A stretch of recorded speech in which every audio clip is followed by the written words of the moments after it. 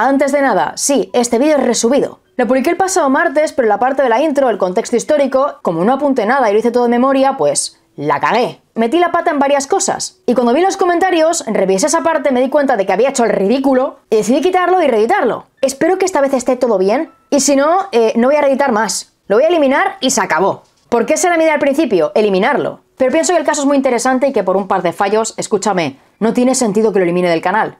Dicho esto, empezamos. Muy buenas a todos y bienvenidos un día más a mi aterradora biblioteca. Por si no me conoces me presento, mi nombre es Nekane Flisher y cada semana, si todo va bien, traigo a este canal los misterios más impactantes de la historia. Hoy os traigo un caso paranormal ocurrido concretamente en el barrio de Can Palet de Tarrasa, en 1936. Esto pasó 2 años después del caso Duende de Zaragoza, que si no lo conoces, oye Maritrini, hablo de él en mi libro España Embrujada y en un vídeo de YouTube, así que tenía que conocerlo, tenía que conocerlo. El duende es un pedazo de clásico, pero este caso, el de Can Palet, es muy poco conocido. Únicamente se hicieron 2 artículos en la revista Crónica, y cuando estalló la guerra civil, pues todo quedó olvidado. Así que en realidad es un completo misterio, porque no sabemos si continuó, si se detuvo, si hubo una solución. La gente directamente lo olvidó, dejaron de investigarlo. Así que, si queréis saber de qué va el tema, ya sabéis. Apagad todas las luces, cerrad todas las puertas y poneos cómodos, porque aquí empiezan vuestras nuevas pesadillas.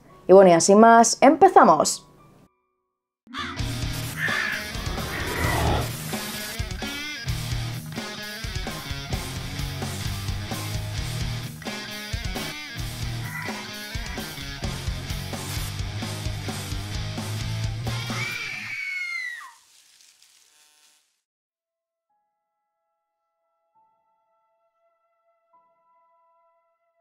En 1936, España estaba como una cuerda demasiado tensa, a punto de romperse.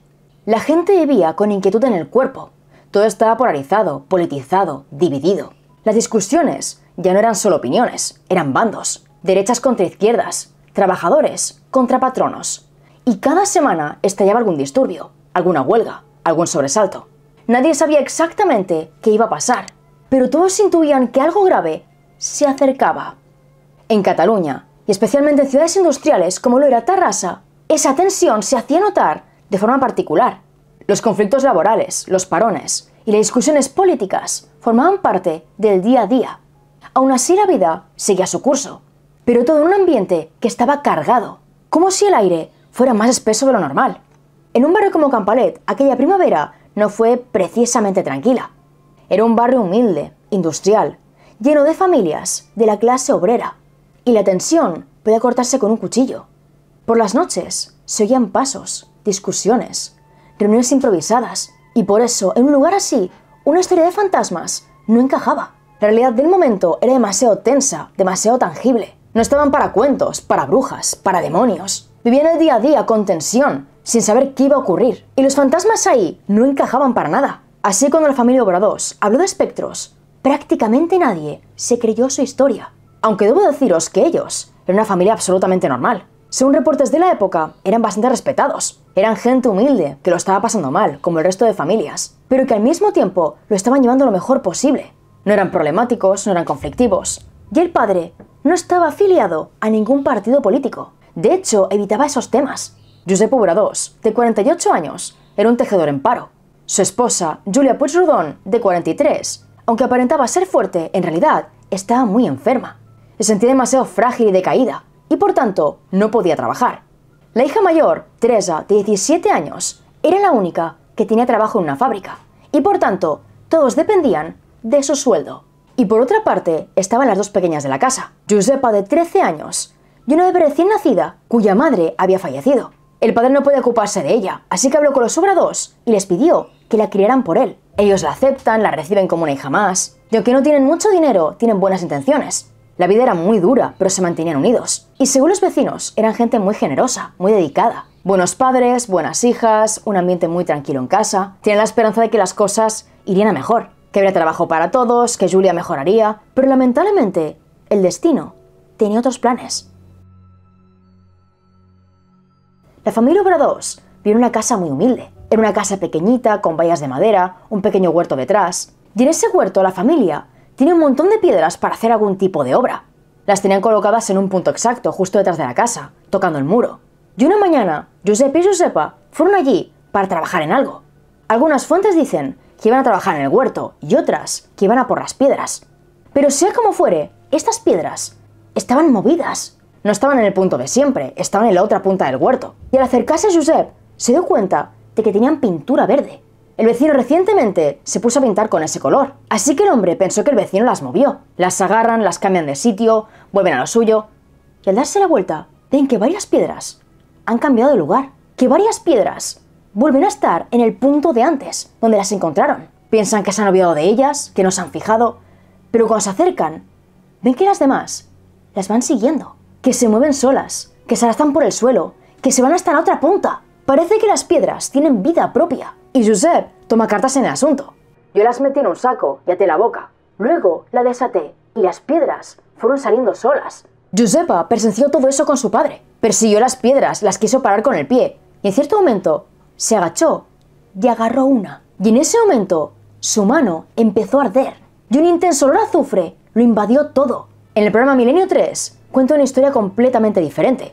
Es similar, pero no es exactamente la misma. Y es que dicen que las piedras no aparecieron en la parte de atrás de la casa, sino más bien en el comedor. La niña estaba con su padre, hablando, relajada, y de la nada aparecieron piedras. Piedras que directamente impactaban contra ella. La golpeaban en las piernas, en los brazos, en la espalda. Le dejaban moratones, marcas rojas. Y todo el comedor comenzó a oler a azufre. Sea como fuera, a partir de aquí, la historia fue un completo caos. Y es que los eventos se multiplicaron. Muebles que se movían solos, que crujían, objetos que levitaban, que se caían al suelo, que salían disparados, susurros, pasos, golpes, manos invisibles, empujones, sombras. Los eventos ocurrían a cualquier hora del día y no importaba quién estuviera delante. Se veía 2, 3 personas, solo una, y el objetivo de los eventos siempre era Josepa. Los objetos eran lanzados contra ella, los empujones iban a ella. Y lo peor de todo es que nada ni nadie podía parar esto. Ni rezos, ni súplicas, nada importaba. Sea lo que fuera que estuviera pasando, iba por la niña. Hicieran lo que hicieran, no se detenía. El otro día, mientras estábamos comiendo, Josefa se puso a gritar horrorizada porque la golpeaban en las piernas. De pronto dejaron de pegarla y le apretaron el cuello como para ahogarla. Los cardenales le han durado muchos días, en el cuello y en las piernas. Y es que en efecto, eso le estaba ocurriendo. Estaba la niña tranquila, comiendo, hablando con alguien y de pronto movía las piernas. Se empezaba a quejar, a decir que le dolía, que le quemaban las piernas, que le estaban pegando como latigazos, como puñetazos. No sabían expresarse ni decir lo que estaba pasando. Dice que lo sentía, que sentía patadas, mordiscos, arañazos. Pero tú mirabas y no había nadie. Y en cambio su piel se llenaba de moratones, de marcas rojas. Todo eso a tiempo real, sin que pudieras hacer nada por impedirlo. Y era algo tan intenso, tan surrealista, que la niña vivía en absoluto pánico. Ya no podía dormir por las noches, ya no podía ni comer. Perdió muchísimo peso, se quedó muy delgada. Y sus fuerzas se habían desvanecido. Tenía solo 13 años y apenas podía moverse.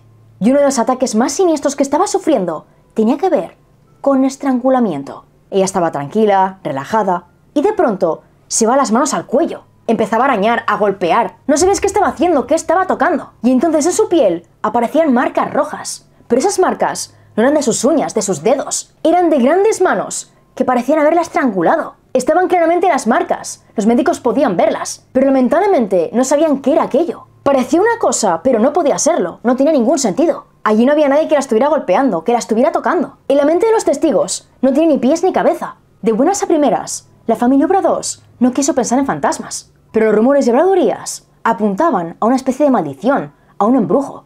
Alguien que les quería mucho mal, que les tenía envidia, que les guardaba rencor. Alguien les tuvo que mandar algo, alguien tuvo que maldecirlos. Y para ellos no tenía ningún sentido. Josep públicamente no se posicionó a favor de ningún partido político. No hablaba del tema, lo evadía. Nunca se metió en ningún lío, se iba bien con todos, con los vecinos, con los familiares. No tenía nada en contra de nadie. Y la otra hipótesis se le ocurrió a su mujer, Julia. Y es que la gente les odiaba porque habían adoptado a una bebé.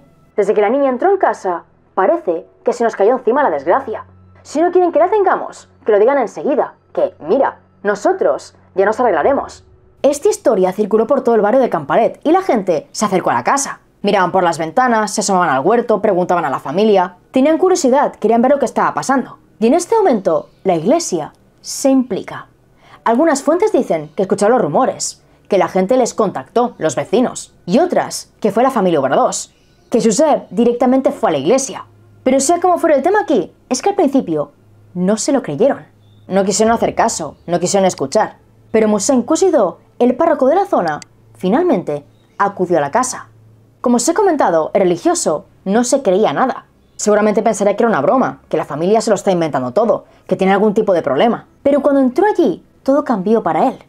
Entra en la casa, se acerca a Giuseppa para hacer unas preguntas, y la mesa en la que la niña está apoyada se empieza a mover y se lanza contra él. Inmediatamente se echó hacia atrás, hacia la puerta de la entrada. Se quedó completamente paralizado, sin entender qué estaba pasando. Y en ese momento, un carrito de muñecas salió del cuarto del fondo, se dirigió a él y se estampó en su pierna. No había nadie más allí, nadie que moviera la mesa, nadie que empujara el carrito. Estos objetos se movieron completamente solos y el religioso se marchó para siempre. No bendijo la casa, no hizo rezos, no volvió nunca más. Y la familia Obradoz no supo qué más hacer. Este caso llegó a oídos de la revista Crónica, una de las revistas gráficas más importantes de aquellos tiempos, y decidieron no solo cubrir la noticia, sino enviar directamente a la casa de los Obradoz al reportero Trillas Blázquez, el cual escribió un artículo que se publicó el 5 de abril de 1936. El reportero, dejadme que os diga una cosa, no se creyó nada en absoluto. Fantasmas en 1936, con todo lo que estaba pasando, tensiones políticas, sociales, enfrentamientos constantes, no tenía ningún sentido. Tenían que estar locos, mintiendo, buscando atención. Así que su artículo reflejaba el escepticismo. Se mostraba distante con la historia, no se la acababa de creer. Se veía claramente reflejado, pero al mismo tiempo había ciertas dudas, incertidumbre, porque lo que él vivió en aquella casa no tenía explicación. Pero a esto llegaremos ahora mismo. Trillas Blázquez llega a la casa con un fotógrafo. Llaman a la puerta, hablan con los Obradoz, se entrevistan con ellos y escuchan toda la historia. Piedras movidas en el huerto, pintadas de verde, que se mueven solas, que se lanzan, objetos que tiemblan, que se desplazan, que levitan, una niña que está siendo golpeada, acosada por fuerzas invisibles. Y miran a Giuseppa de 13 años, muy delgada, prácticamente esquelética, con moratones, arañazos. La niña parece aterrada, agotada, con ojeras. Y el padre también parece muy cansado. Le cuentan lo de Musen Kusido, que llegó a la casa, la mesa se lanzó contra él, luego el carrito. Es demasiado exagerado, demasiado increíble. Aún así el reportero va tomando nota. Llegan a la puerta del huerto, Julia le cuenta que una máquina de coser también se ha vuelto loca últimamente, que parece tener vida propia, pero él, en este punto, solo pensaba en una cosa, y era en buscar hilos por todas partes. Algún tipo de mecanismo, una trampilla, algo que hiciera que los objetos se movieran. Tiene que haber un truco, una explicación. Esta familia tiene que estar mintiendo.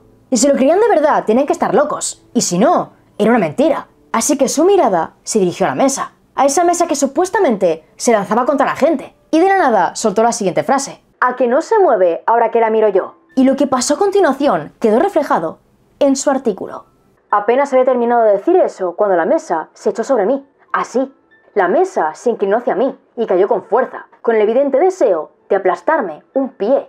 Yo la cogí y la puse derecha de nuevo, un poco escamado, la verdad. El caos, por supuesto, no acabó aquí, ya que vio con sus propios ojos cómo el resto de muebles cobraban vida. Después de la mesa, todo empezó a moverse. La máquina de coser, las sillas, diferentes elementos. La casa entera tenía vida propia y la familia Obradoz parecía aterrada. No obstante, en esa visita ocurrió otra cosa también muy interesante. Y es que aparte de él y del fotógrafo, llegó un hombre que decía ser espiritista. Revisa la casa, la niña, y se va con los padres al cuarto del fondo. Es ahí cuando el reportero pone la oreja. Según este hombre, la causa de los fenómenos era un espectro relacionado con la familia, alguien con asuntos pendientes, con mucha ira. Pero por suerte existía un remedio. De hecho, había dos. El primero era desnudar por completo a la niña y golpear con mucha fuerza su ropa. Porque esa cosa estaba pegada ahí, a su ropa. Tenían que golpearla, espantar a ese ser. Pero si no funcionaba, había un segundo remedio. Y este era mucho más delicado. Alguien tenía que ir a la plaza a comprar un pulmón de cordero. Tiene que volver a casa, hervirlo, y a las 12 de la noche, Josefa con una navaja tiene que apuñalarlo tantas veces como le fuera posible. Con todas sus fuerzas, con todas sus ganas. Tiene que apuñalarlo hasta que las campanadas se detuvieran. Y en el proceso habría gritos, golpes, y alguien llamaría a la puerta. Pero bajo ningún concepto debían abrirle, porque si no, la niña moriría. Supuestamente la familia hizo caso. Le quitaron la ropa a la niña, la golpearon, no sirvió, compraron el pulmón, lo hirvieron, lo apuñalaron. Y supuestamente hubo gritos, hubo golpes. Esa parte parecía cierta, pero lo que no fue cierto es que el fantasma se fuera a ir. Porque esa cosa siguió atormentándolos. Con toda esta información sobre los eventos de Campalet, se redactó un artículo para Crónica que se publicó el 5 de abril de 1936, pero Trillas Blázquez no podía parar. Esta historia le pareció muy interesante, con lo cual la siguió investigando. Escribe el artículo, este se publica, vuelve a la casa y descubre que tras su visita todo fue a peor. Josepa estaba muy desmejorada, estaba más delgada, demacrada, no podía más, y los ataques contra ella fueron más violentos. De hecho, su hermana mayor, Teresa, contó lo siguiente. El otro día, cuando pegaban las patadas en la espinilla a Josefa, yo quería meter la escoba debajo de la mesa y no podía moverme. Y Josefa no hacía más que gritar. Pero eso no es todo. Y es que al parecer, cuando la madre, Julia, estaba sola en casa, quería escuchar a Josepa llamándola desde la otra punta. Escuchaba su voz, dejaba lo que estaba haciendo, iba a buscarla. Pero de su hija no había ni rastro. Y lo peor de todo es que su casa se había convertido en un circo. La gente se amontonaba en las ventanas, llamaban a la puerta, hacían preguntas, se metían por el huerto. La historia de fantasmas se había hecho muy conocida, todo el mundo quería verla. Y el acoso era impresionante. De hecho, para que os hagáis una idea, la mejor amiga de Josepa, Neus, habló con Milenio 3 y contó su experiencia con aquel caso. Lo que vivía Josepa, el miedo, el dolor y lo que la gente estaba haciendo. Me acuerdo un poco porque íbamos como críos, todos, entrábamos a la casa y veíamos las sillas que iban contra la chica y la mesa, se me tumbaban la mesa y que caían las sillas así encima de la chica. Pobreta, se estaba asustada viva. Es que lo hacían cada momento. Cuando entraba por su casa, todos los muebles iban contra ella. Mucha gente fue allí, madre mía, si era un paseo eso. Todo el mundo iba a la casa esa a ver lo que pasaba. Te digo yo, cuando la nena pasaba por delante de la mesa, ¡pum! Cuando pasaba por una silla iba contra ella. Y así, cosas así. Es lo que más me acuerdo. Muchos expertos aportaron su punto de vista. Fueron a la casa, vieron a la familia, hablaron con la pequeña y cada uno llegó a una conclusión. El primero fue el doctor Luis María Talés, el cual certificó que los moratones de la niña eran reales. No eran maquillaje, no estaban pintados. Pero algo muy interesante es que las marcas de las piernas parecían patadas de botas con la punta reforzada.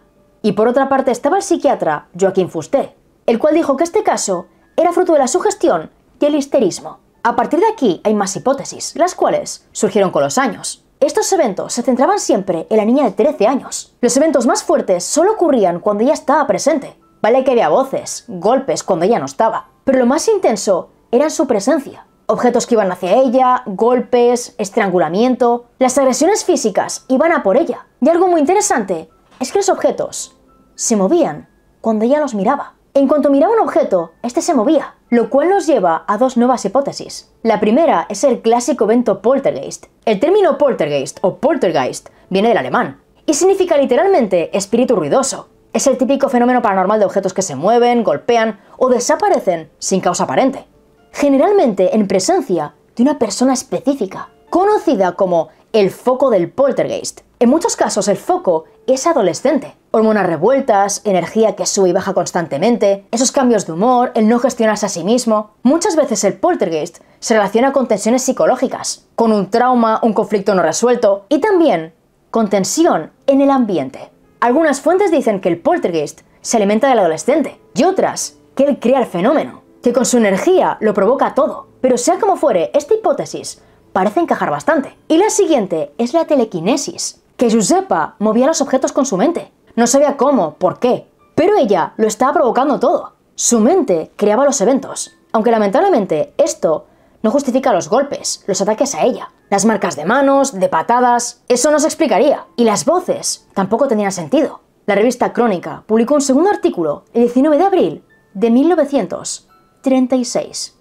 Y después de esto se hizo el silencio. No sabemos qué ocurrió, si los eventos continuaron, si no, si alguien le puso fin, si nadie intervino, no lo sabemos. Y el motivo de esto es que muy pronto estallaría la Guerra Civil Española. Así que los fantasmas definitivamente pasaron a un segundo plano. Con lo cual, ahora es tu turno. ¿Tú qué opinas del caso? ¿Y crees que esta historia pudo ser cierta? Y bueno chicos, hasta aquí el vídeo de hoy. ¿Qué os ha parecido este caso? Debo deciros un par de cosas. La primera es que Los nombres de esta historia he visto que cambian dependiendo de la fuente. La revista Crónica tenía sede en Madrid y al llevar los nombres catalanes a Madrid, a hacer el artículo, se cambiaron todos o más bien se modificaron. Josep fue José, Julia fue Julia, Teresa Teresa y Josepa Josefa. Gran parte de las páginas que he leído le llamaban Josefa, pero en Diario de Tarrasa la llamaban Josepa. Y yo me fío más de eso, la verdad, porque es una revista de Tarrasa. Bueno, revista diario. Pero bueno, nos estamos entendiendo. Y honestamente, yo he respetado la versión catalana. Porque si hago un caso de Estados Unidos y un hombre se llama Michael, no le llamaré Miguel. Y cuando la gente me llama Dolores a mí... Mira, amigo, you have a problem, me llamo Nekane, mi DNI lo pone Nekane. No cuesta tanto. Así que por eso lo he respetado, básicamente. Y por otra parte, quisiera preguntaros algo. ¿Pensáis que el caso es real? ¿Que fue invención? ¿Que fue sugestión? Como no está cerrado y no sabemos cómo terminó, pues yo no tengo ni idea. Quiero pensar que es real, porque es un caso muy interesante, pero nos faltan muchas piezas. Así que nada, déjame lo que penséis aquí abajito y vamos viendo. Y la palabra secreta es fantasmas. Deja fantasmas aquí abajito y en cuanto lo vean, cuanto pueda, te haré like. Y ahora sí que sí, voy despidiéndome. Aquí abajo tenéis todas las fuentes consultadas, enlace directo donde conseguir mis libros y todas, pero todas mis redes, tengo Facebook, Twitch e Instagram, y por allí notifico los cambios, las novedades y multirechadas más. Y ahora sí que sí, nos vemos en el próximo vídeo. ¡Chao!